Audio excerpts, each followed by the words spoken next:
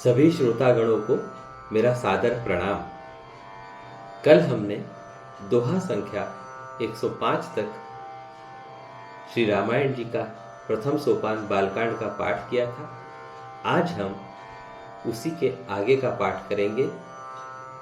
तत्पश्चात हम सबसे पहले इस थोर ग्रंथ के रचयिता संत शिरोमणि श्री तुलसीदास जी, गणेश भगवान, माता सरस्वती, प्रभु श्री रामचंद्र, माता सीता एवं तीनों भ्रातागण लक्ष्मण, भरत, शत्रुघ्न एवं परम भक्त श्री पवनपुत्र हनुमान जी, इन सभी के चरणों में साष्टांग दंडवत करते हैं और आज के पाठ के लिए इनसे आज्ञा लेते हैं और आशीर्वाद भी लेते हैं।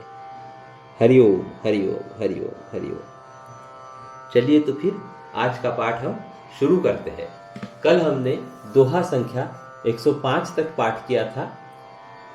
चलिए हम आज फिर से दोहा संख्या 105 को एक बार पढ़ लेते हैं और फिर हम आगे की ओर प्रस्थान करेंगे। दोहा संख्या 105।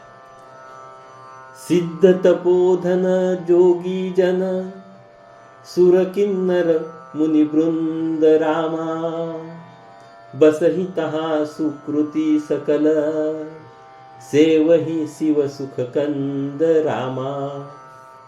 सिद्ध तपस्वी योगीगण, देवता, किन्नर और मुनियों के समूह उस पर्वत पर रहते हैं। वे सब बड़े पुण्यात्मा हैं और आनंद कंद श्री महादेव जी की सेवा करते हैं। चलिए फिर आज का पाठ हम शुरुआत करते हैं। हरिहर विमुख धर्म रति नाही, ते नर तह सपने हूँ नहीं जाही। ते ही गिरी पर बट बिटप विशाला, नित नूतन सुंदर सब काला। जो भगवान विष्णु और महादेव जी से विमुख है और जिनकी धर्म में प्रीति नहीं है, वे लोग स्वप्न में भी वहां नहीं जा सकते। उस पर्वत पर एक विशाल बरगद का पेड़ है जो नित्य नवीन और सब काल छहों ऋतुओं में सुंदर रहता है। त्रिविध समीर सुशीतली छाया, शिव विश्राम बिटप श्रुति गाया। एक बार ते ही तर प्रभु गयऊ, तरु बिलो की उर अति सुखु भयऊ। वहां तीनों प्रकार की शीतल, मंद और सुगंध वायु बहती रहती है और उसकी छाया बड़ी ठंडी रहती है। वह शिवजी के विश्राम करने का वृक्ष है जिसे वेदों ने गाया है। एक बार प्रभु श्री शिवजी उस वृक्ष के नीचे गए और उसे देखकर उनके हृदय में बहुत आनंद हुआ। निज कर डासी नागरी पुछाला, बैठे सहज ही शंभु कृपाला। कुंद इंदुदर गौर शरीरा, भुज प्रलंब परिधन मुनि चीरा। अपने हाथ से वाघंबर बिछाकर कृपालु शिवजी स्वभाव से ही बिना किसी खास प्रयोजन के वहां बैठ गए। कुंद के पुष्प, चंद्रमा और शंख के समान उनका गौर शरीर था। बड़ी लंबी भुजाएं थी और वे मुनियों के वल्कल वस्त्र धारण किए हुए थे। तरुण अरुण अंबुज समचरना, नख दूती भगत हृदय तम हरना। भुजग भूति भूषण त्रिपुरारी, आननु सरद चंद छवि हारी। उनके चरण नए यानी पूर्ण रूप से खिले हुए लाल कमल के समान थे। नखों की ज्योति भक्तों के हृदय का अंधकार हरने वाली थी।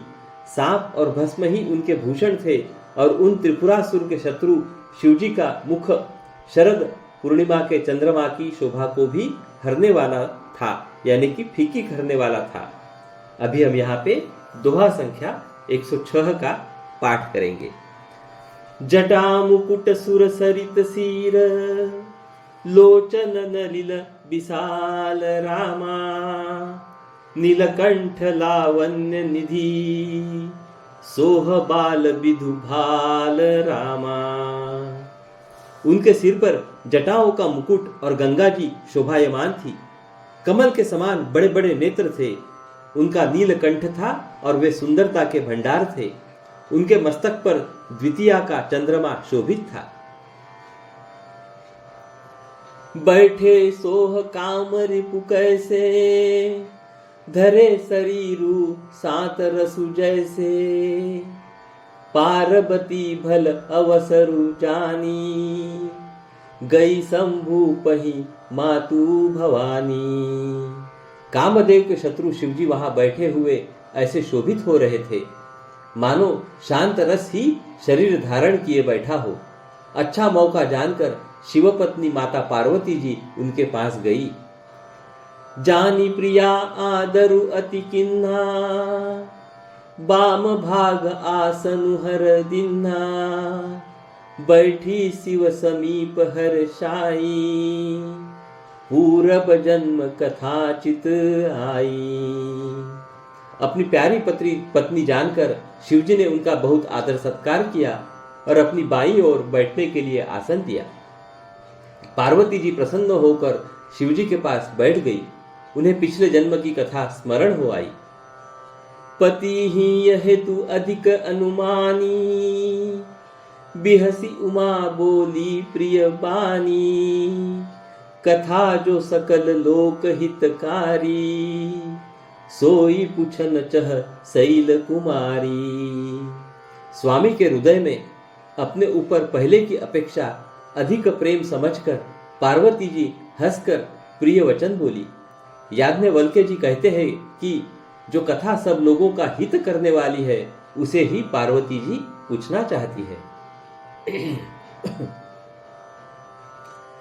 विश्वनाथ मम नाथ पुरारी, त्रिभुवन महिमा विदित तुम्हारी, चर अरु अचर नाग नर देवा, सकल करहि पद पंकज सेवा।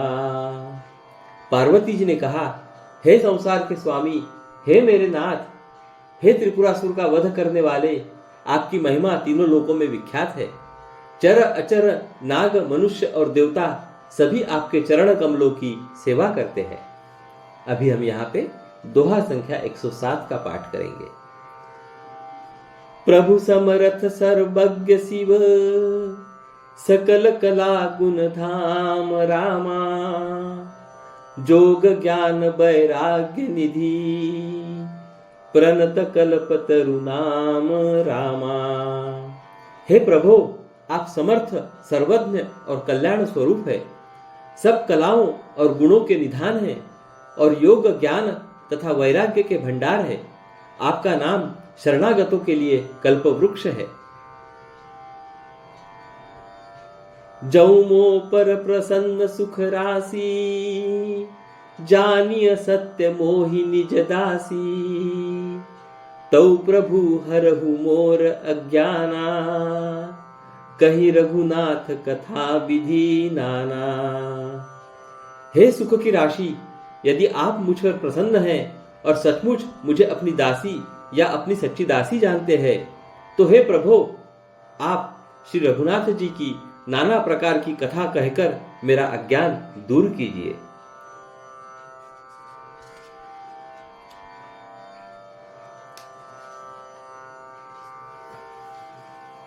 जासु भवनु सुर तरु तर होई, सही की दरिद्र जानित दुख सोई, शशि भूषण अस हृदय विचारी, हरहु नाथ मम मति भ्रम भारी। जिसका घर कल्प वृक्ष के नीचे हो वह भला दरिद्रता से उत्पन्न दुख को क्यों सहेगा। हे शशिभूषण, हे नाथ, हृदय में ऐसा विचार कर मेरी बुद्धि के भारी भ्रम को दूर कीजिए। प्रभु जे मुनि परमार्थ बादी, कहहि राम कहु ब्रह्म अनादि, शेष शारदा वेद पुराना, सकल करहि रघुपति गुण गाना।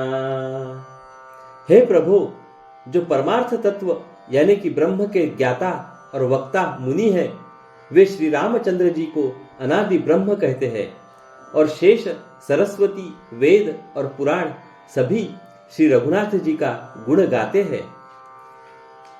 तुम पुनि राम राम दिन राती, सादर जपहु अनंग आराती।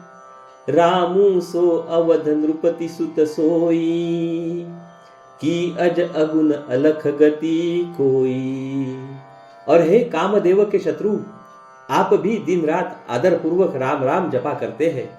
ये राम वही अयोध्या के राजा के पुत्र है या अजन्मा, निर्गुण और अगोचर कोई और राम है? अभी यहां दोहा संख्या 108 का हम पाठ करेंगे।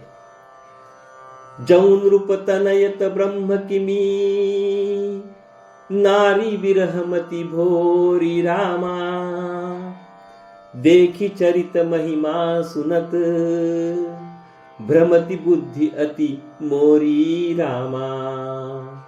यदि वे राजपुत्र है तो ब्रह्म कैसे, और यदि ब्रह्म है तो स्त्री के विरह में उनकी मति बावली कैसे हो गई।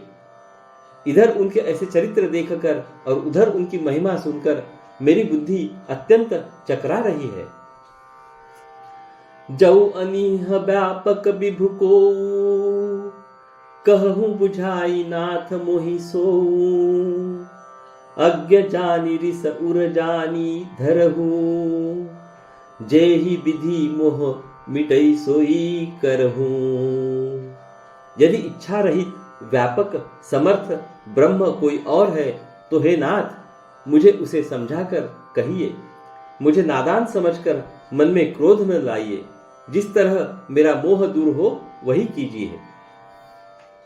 मैं बन दिखी राम प्रभुताई, अति भय विकल न तुम ही सुनाई। तदपि मलिन मन बोधु न आवा, सो फलु भली भांति हम पावा। मैंने पिछले जन्म में वन में श्री रामचंद्र जी की प्रभुता देखी थी, परंतु अत्यंत भयभीत होने के कारण मैंने वह बात आपको सुनाई नहीं। तो भी मेरे मलिन मन को बोध न हुआ, उसका फल भी मैंने अच्छी तरह पा लिया। अजहु कछु सौ सौ में मन मोरे, करहु कृपा बिनवऊ कर जोरे। प्रभु तब मोहि बहु भांति प्रबोधा, नाथ सो समुझि करहु जनी क्रोधा। अब भी मेरे मन में कुछ संदेह है, आप कृपा कीजिए। मैं हाथ जोड़कर विनती करती हूँ। हे प्रभु, आपने उस समय मुझे बहुत तरह से समझाया था, फिर भी मेरा संदेह नहीं गया। हे नाथ, यह सोचकर मुझ पर क्रोध न कीजिए। तब कर अस विमोह अब नाही, राम कथा पर रुचि मन माही।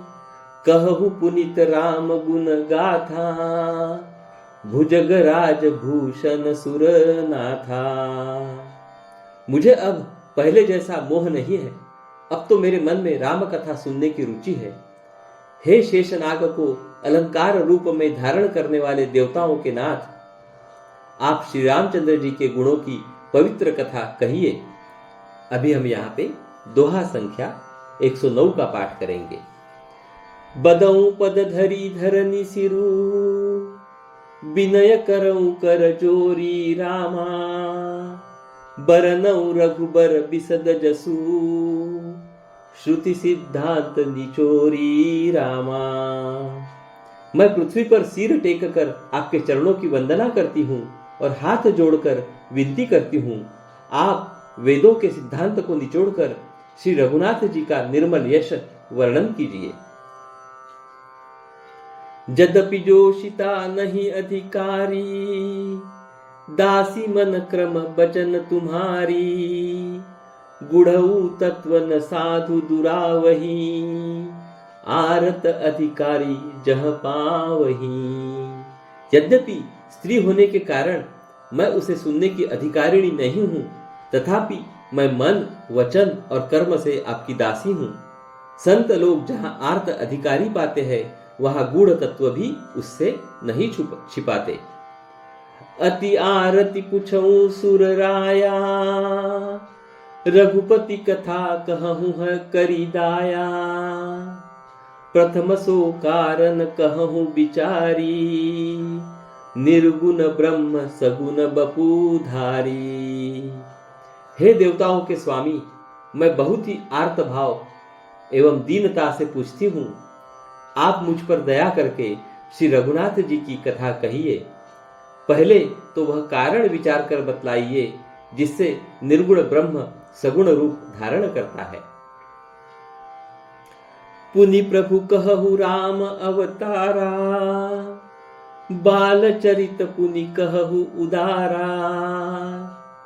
कहु जथा जानकी विवाही, राज तजा सो दूषण काहि।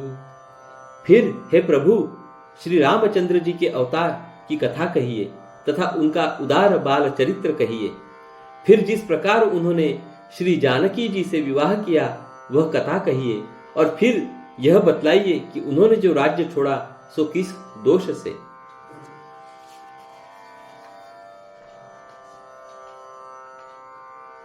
बन बसी किन्ह चरित अपारा, कहु नाथ जिमि रावण मारा।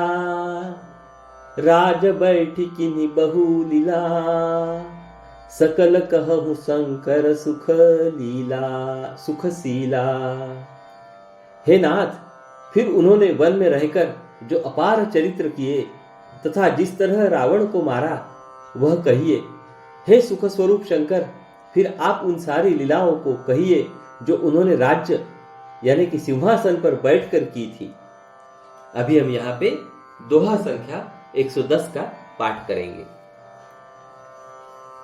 बहुरी कहु करुणायतन, किन्न जो अचरज राम रामा। प्रजा सहित रघुवंश मनी, किमी गवन निज धाम रामा। हे कृपा धाम, फिर वह अद्भुत चरित्र कहिए जो श्री रामचंद्र जी ने किया। वे रघुकुल शिरोमणि प्रजा सहित किस प्रकार अपने धाम को गए। हरिओम। तो सभी श्रोतागण, आज का पाठ हम यहीं विराम करते हैं एवं श्री रामायण जी की आरती का गायन को शुरुआत करते हैं। रामायण जी की आरती के बाद हम अपनी वाणी को विराम देंगे। तो आइए, चलिए हम श्री रामायण जी की आरती का गायन करते हैं। हरिओम हरिओम हरिओम हरिओम हरिओम हरिओम। तो हम श्री रामायण जी की आरती का गायन करते हैं। आरती श्री रामायण जी की, कीरति कलित ललित सिय की। आरती श्री रामायण जी की, गावत ब्रह्मादिक मुनि नारद। वाल्मीकि विज्ञान विशारद, सुख सनकादि शेष अरु सारद। बरनी पवन सुत कीरति की। आरती श्री रामायण जी की, कीरति कलित ललित सिय की। आरती श्री रामायण जी की, गावत वेद पुराण अष्टदश। छहो शास्त्र सब ग्रंथन को रस। मुनि जन धन संतन को सर्वस।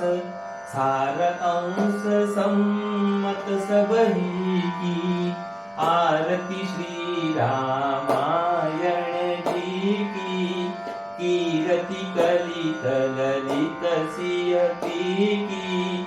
आरती श्री रामायण जी की, मुनि गावत संतत शंभु भवानी।